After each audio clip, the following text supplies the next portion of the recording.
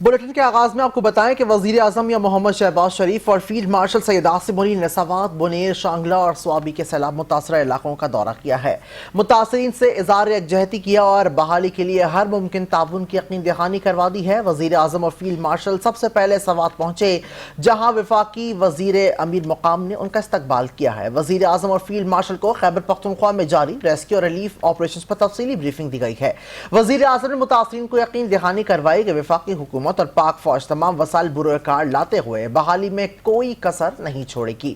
انہوں نے مزید کہا کہ غیر قانونی قبضے جبکہ ٹمبر مافیا اور مائننگ سرگرمیاں بڑے نقصان کا باعث ہیں۔ اب پاکستان کو سخت ریاست بننا ہوگا اور کوئی قانون سے بالاتر نہیں ہوگا۔ دوسری جانب فیلڈ مارشل عاصم علی نے افواج، پولیس اور سول انتظامیہ سے ملاقات کرتے ہوئے کہا کہ سیلاب متاثرین کی مدد اولین ترجیح ہے اور تمام ادارے ہر ممکن سہولیات فراہم کریں۔